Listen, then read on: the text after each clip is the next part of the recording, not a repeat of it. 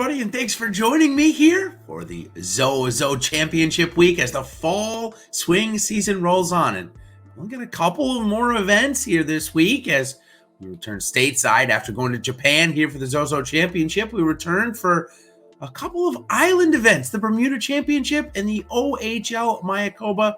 Finished off with a couple of more events in Houston and the alike. So let's go ahead and dive right into my top picks and fades for the ZoZo Championship. But of course, before I do, I want to let you guys know about our sponsor here of this video on demand series. It is Prize Picks, the daily prop-based contests. Well, they're easy to play. They don't require any ownership calculations, projections, or anything like that. What you can do, though, is you can use our tools to find the best props and the best value out there. So, for example, if you've never been on Prize Pick before, some of the things that you can see coming up on this Thursday night football game, the over or under on the pass yards for both QBs. And what you're going to do is you're going to pick 2 to 5 players. The more players you pick, the more money you'll receive. So you bet $20, you can receive up to 10x your entry fee if you do pick all 5 players.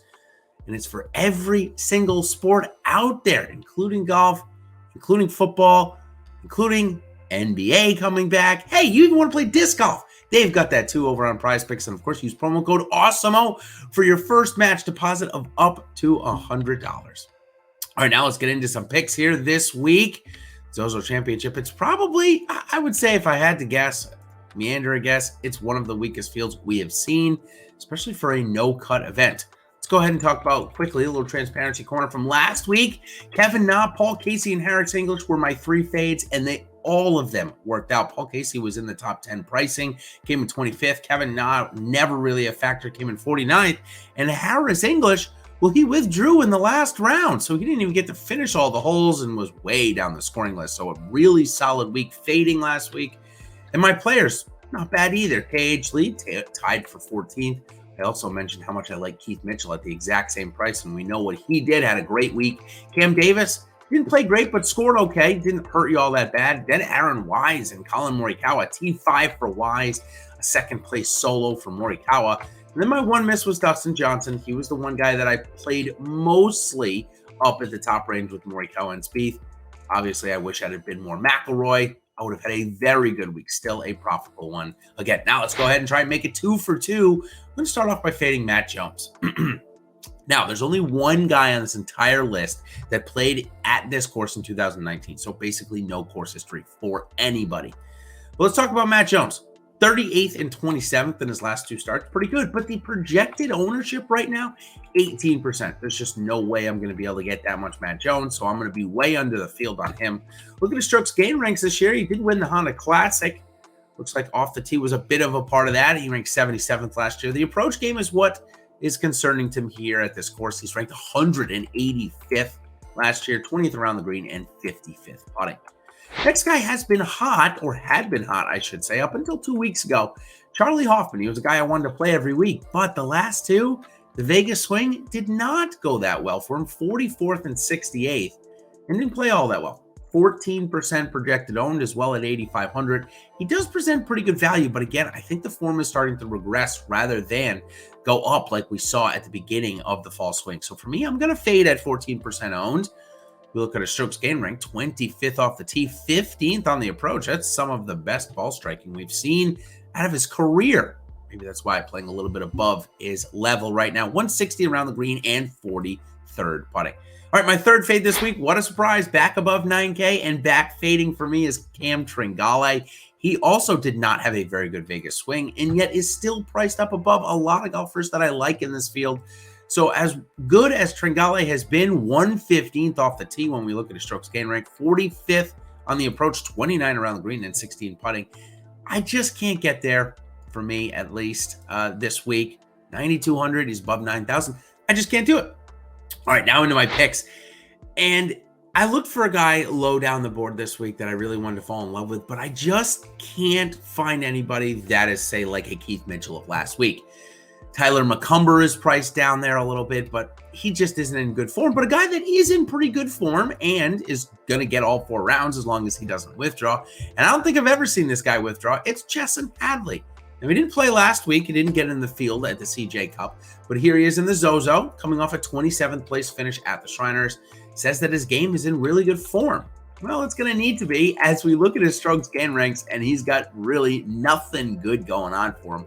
170th off the tee, 117th on the approach, 179 around the green. However, once he gets on the green, he's ranked 11th in strokes gained putting. So one of the best putters on tour is Chesson Hadley, and that's why I like him a little bit this week. I think with guaranteed 4 rounds, he's clearly said that he's feeling good in his game.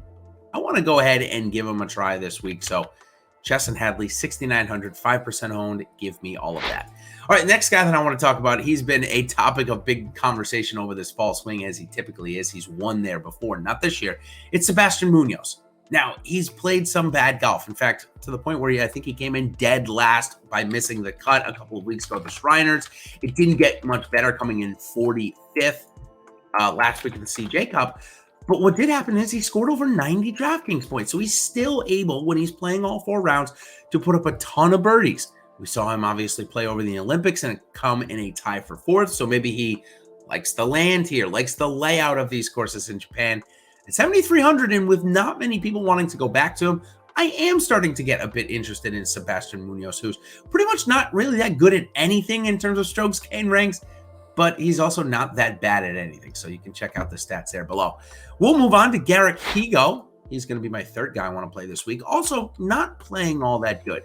However, we know that the talent level is there. He hasn't done anything much since his win that he broke through. Of course, he had like 3 wins in a matter of a month for Garrick Higgo. But I think this kid's got a tremendous amount of talent. We know we're getting all 4 rounds from him, and we know that he's one of the best putters when he gets it going. So Garrick Higgo, 7,800, 5% owned. We don't have full stats for him yet, obviously. He only played a certain amount of time on the PGA Tour, so we'll get a better indication of his strokes gained profile coming up in a couple of weeks. But still, Garrick Higgo, I think he's a good buy here this week. All right, now my 4th guy I want to talk about is a guy that if you watch Eric and I's PGA DFS strategy show, you'll know that last week I was off and I thought he was playing garbage. Well, I'll be honest with you.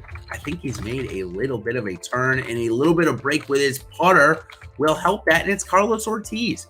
Coming in at 8,600 this week and is priced around a lot of popular golfers, so only 9% projected owned. And the form is getting better. We made the cut at the Shriners, 47th, came in 25th last week while scoring over 100 points. And his off the tee and ball striking, it looks very good. He's had a terrible putter basically this whole fall swing, but it broke on Saturday at the CJ Cup here in Vegas, and he putted very well over the weekend. So take a look at his strokes gain rank for Carlos Ortiz. 47th off the tee, 103 on the approach, 70 around the green, and 115 putting. But again, he gets hot, he gets streaky, and I think he's on the up and come of that. So Carlos Ortiz, 9% owned. He'll be one of my highest owned guys in the 8K range this week. Okay, now the top end of this field is very good. Colin Morikawa and Xander Schauffele are involved. Both of them are projected to be around 30% owned, which is pretty good. I would say that's pretty fair. And one guy maybe that's getting a little less than should be is Hideki Matsuyama. Now, he hasn't played well the last couple of weeks, but coming home to Japan, this is basically his home course. Came in 2nd here a couple of years ago to Tiger Woods. You got to like him. He's only 20% owned. I say only. There's 78 players. You knock out 20 that are playing from the Japanese tour, and you get not a lot of golfers. So Matsuyama, I think he's probably going to be my biggest overweight, I would say, of the top end guys. I'm going to have a lot of Schauffele and a lot of Morikawa, but in terms of overweight, I'm probably going to have all of them at 40% roughly, and Matsuyama would bring us to about a 2x on the field. So let's go ahead and look at his strokes gain ranks last year. 50th off the tee. Not superb form, but 10th on the approach, one of the best iron players in the game. 47th around the green, very underrated in that category. And of course, goes Matsuyama's results, goes his putting, 175th. Oh, that is terrible. But a couple good weeks putting, and with his ball striking and around the green prowess, that's why you can see him getting close to the top of the leaderboard quite a bit. So, all right, let's go with my 3 fades. Matt Jones, Charley Hoffman, Cameron Tringale. Then my 5 plays. Chesson Hadley, Sebastian Munoz, Garrick Higgo, Carlos Ortiz, and Hideki Matsuyama. That is going to do it for my picks for the ZoZo Championship. Of course, like I mentioned at the top of this, we've got a few things in the holster in terms of fall swing. We've got a couple of more events: Bermuda, Mayakoba, Houston. Still plenty of golf to be won before the turn of the year, before we do get a little break in December. So Good luck, everybody, this week at the ZoZo Championship. Be sure to tune in to our almost live before lock on Wednesday night with Eric and Ben. I'm going to be stopping in on chat. It's one of the only times all year that we actually get to do an almost true live before lock for golf. So stay tuned for that. And of course, thanks to our sponsor, Prize Picks. Of course, check out their daily player props-based contest. They're fun and easy to learn how to play.